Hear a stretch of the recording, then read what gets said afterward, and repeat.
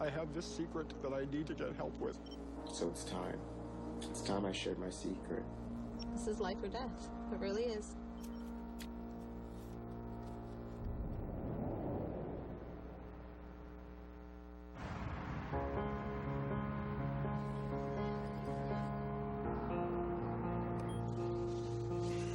Yeah, it's on. Hi, my name is Jack, and I'm 55 years old. I work as a script coordinator. I've been doing the exact job, same job for 21 years. This is actually one of my favorite pictures. I just moved to Los Angeles, and I was about 23. I just thought it was so cool in this picture. So I live here with my dog, True, a beautiful German Shepherd, a rescue dog. I guess people think I'm a daring adventurer. I've traveled all over the place by myself. This is my picture of Cambodia. And there was Machu Picchu. I've been in Los Angeles 33 years. And through the years, met a lot of people, made a lot of friends. Vietnam. But the truth of the matter is I do everything alone. I think I must be the loneliest person on earth, living in total isolation.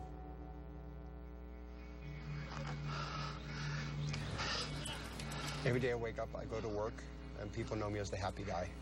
But then I go home, and the loneliness sinks in, and I begin to realize that nobody really knows me. They really don't know who I am, because I don't let them know me. Wow.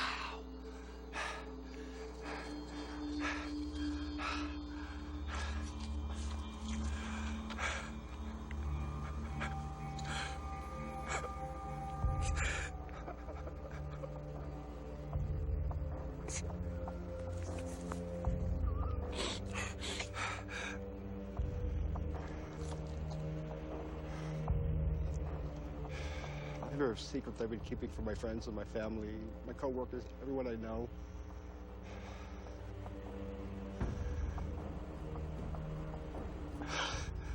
I'm just so ashamed and embarrassed to talk about it, but I think it's time. I have this secret that I need to share and I need to get help with. I have a serious eating disorder, and I cannot stop eating. I'm addicted to food.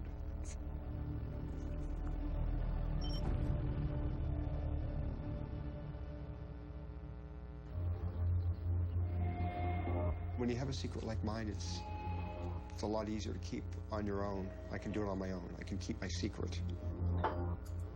For the past few years, I've had a typical pattern of waking up, getting ready for work or for my day, and making breakfast, a couple bowls of cereal, whatever I have here at home.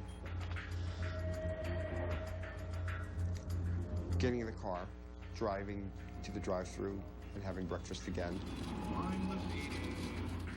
Getting to work, having breakfast again. It's not even 9:30 and I've had 3 meals already. And the evening can be really bad because that's when I'm by myself, completely by myself.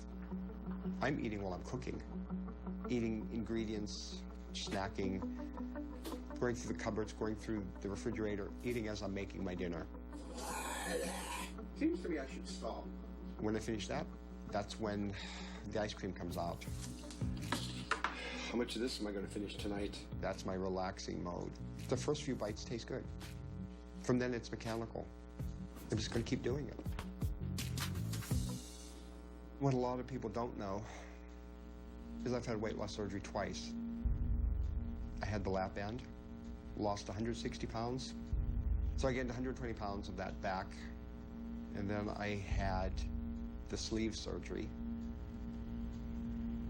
and I've lost 120. So I'm back where I started with the weight loss surgery.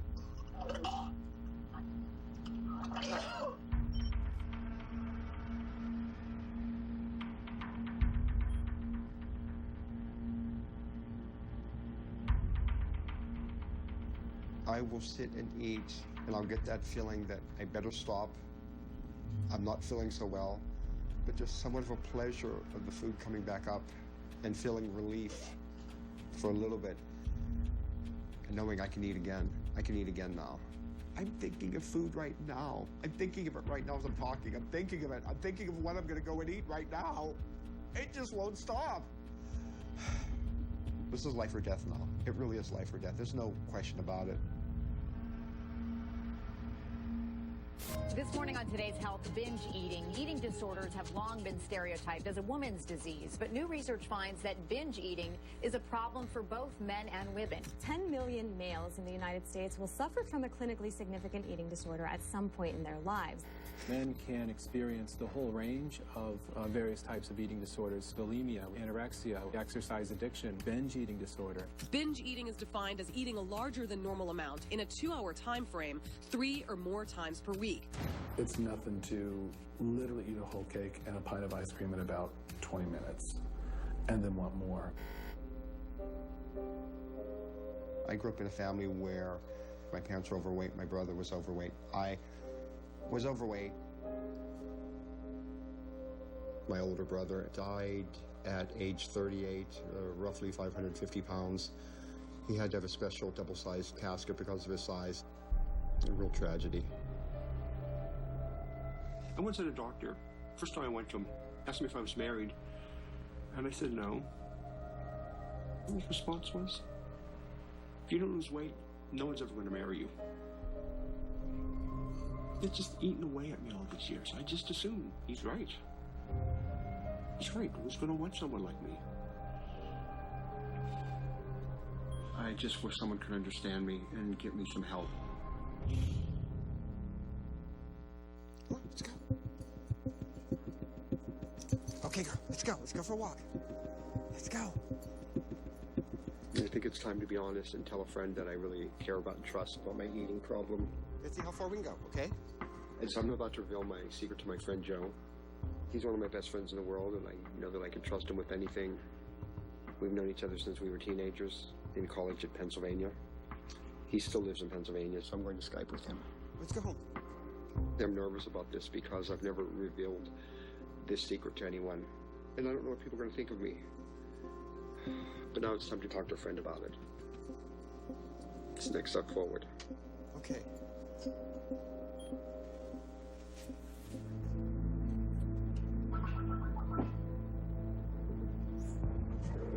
Getting so nervous.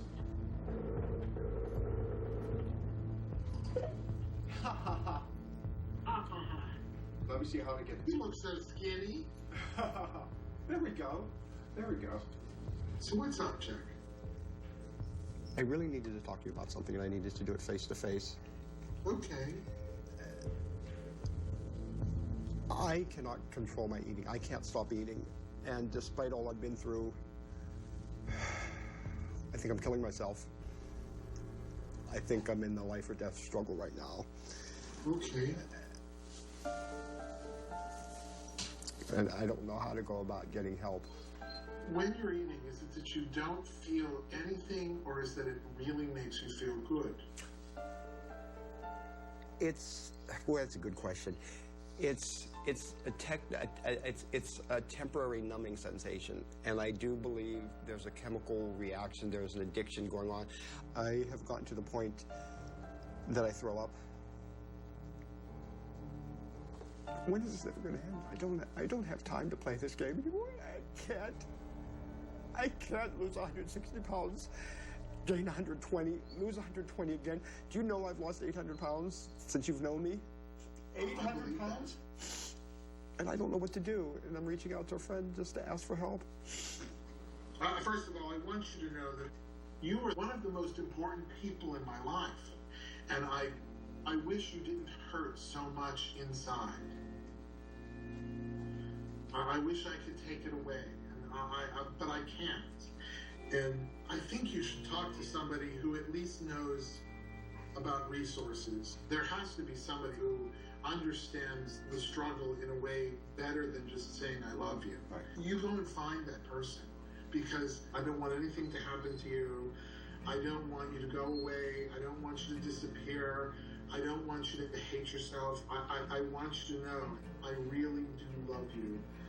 I'll tell you, I feel so much better. This is an amazing conversation. I love you, and we'll talk to you soon. Okay. I love you. Oh, thank you. Bye. Gosh, I wasn't expecting that. That was really beautiful. Wow.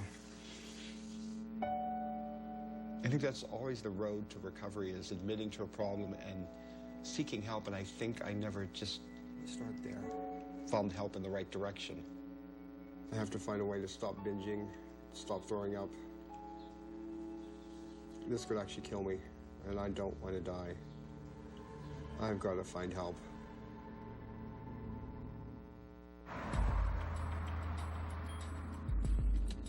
Here we go. On my way to Malibu. I booked a consultation with a really well-respected therapist named Carolyn Costin. I'm really nervous because I've never been completely honest with somebody who could actually help me. Hi, thank you. Have a good one. Bye. Everyone sees this as a lack of willpower, but the food is like a drug. I have to keep eating. Just 3 weeks ago, I had to put down my Doberman named Tiza. So I'm sitting there comforting my dying dog, my best friend. All I could think about was the food. And I couldn't stop thinking about it. My dog died in my arms, and I couldn't stop thinking about the food.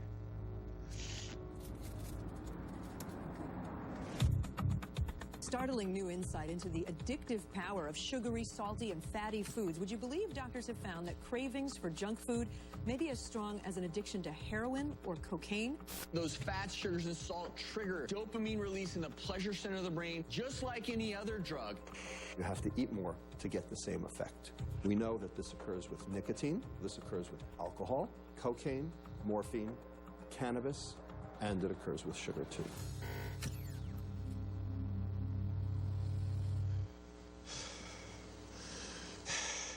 I'm so nervous now. And for once, I don't want to eat.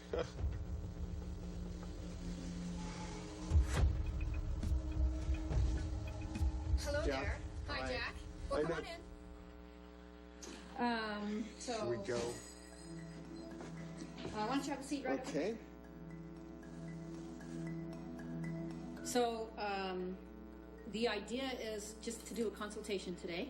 Okay. I'm understanding that you want some help with some problems with eating and Yes. weight and I always thought it was binge eating disorder Yeah. because I never purged. yeah. But what's happened now is I've had weight loss surgery twice. I had the lap band first, Okay. and then last year I had the sleeve. Yeah. And what's happening is, since my stomach is smaller, I'm forcing the eating so that it comes back up unintentionally.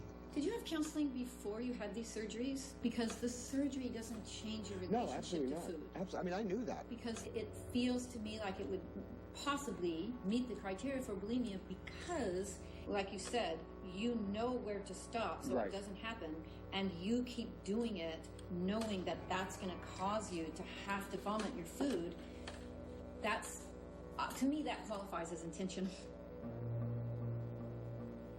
Does it not feel like that to you? I think intentional always meant you had to do the fingers Stick or your whatever. fingers down your throat? No. It just means that you could stop it, but you don't.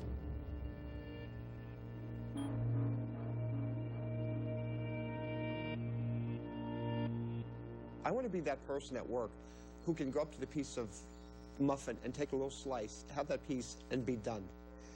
I just want to be normal. A little worthless piece of garbage. This is the issue. This is the issue. I know it is. I mean, I've known all this all these years, but I... Are you a worthless piece of garbage? Of course not. Okay, well, the way you're trying to help yourself, Jack, is being a punishing, Right. mean... Whatever you're saying to yourself is not very nice. I know. And So why would you want to listen? I can't figure it out. I wouldn't treat someone the way... I mean, it's like everything I do backwards. We're going to have to do a little research to see what's your insurance and then try to find you an eating disorder therapist or a program. Yeah. But I think what I want you to know most of all is you just haven't got help in the way that I would. I agree with you. So I feel very hopeful because those are the ways that I help people get better. Thank you. You're welcome. I really appreciate it.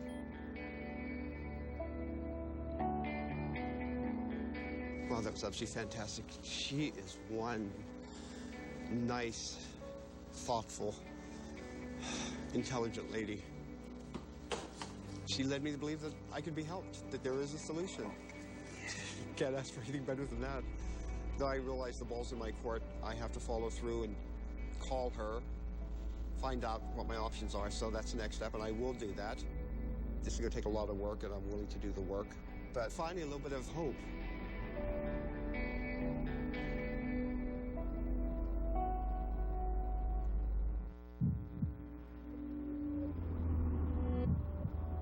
This journey's been the scariest thing I've ever done.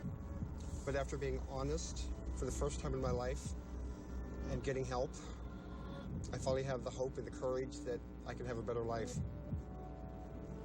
I'm on my way to tell my secret to my friend Tracy. We used to sit side by side in the office, and she became a good friend very quickly. So I've always wanted to ask her out, and I just never really been able to. It's just too hard for me.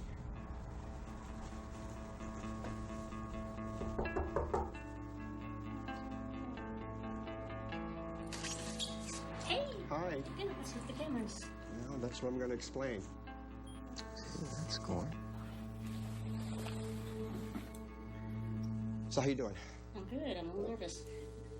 Are you okay? Not really. Not really. I have to tell you something, and it's really hard to talk about. And it's really part of my shame. The serious truth is that I have an awfully serious eating disorder that's beyond anything you ever could imagine. I tend to throw up 7 to 10 times a day. Oh, really? And last week I met with an eating disorder specialist. So that's my story. Oh, Jack, I'm just brokenhearted that you're so upset. I mean, please know I don't think anything less of you. I never will. I never would. I adore you. I mean, you met somebody though, so you're attempting to get help now, right? Right. That's good. That's good. The secret is out. Right. This is the first step. But you don't have to do this alone. Oh, that's nice to hear. I'm glad that's tough. I was really anxious about talking to you. Sorry, I didn't know what the hell I was doing either. I'm so sorry. Me too, honey. I love you. Love you too. Remember that, okay? Okay. It's the hard part. Oh. Oh my God. Now will you go out with me? Yeah. I mean, I'm busy as heck and I want to be with you, you know? It's like I want to hang out with you and do things. I mean, you're fun.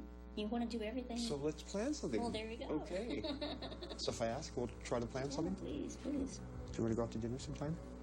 I'd love to. We'll talk soon, okay? Call me. Okay, sweetheart. Okay, thank you. I love you. Thank you.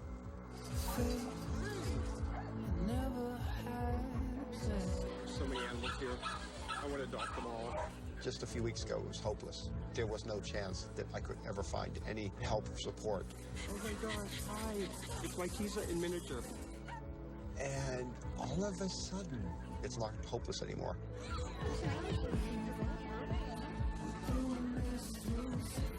Oh boy. I have a few people working on my side right now, which is absolutely incredible. I didn't think anyone cared that much. I think I'm in love. There's no miracle cure to any problem, but there is a direction to take. Thank you, sweetie. And I found that road. I can do it. I know I can do it. And now I'm starting the rest of my life, and it's going to be fantastic.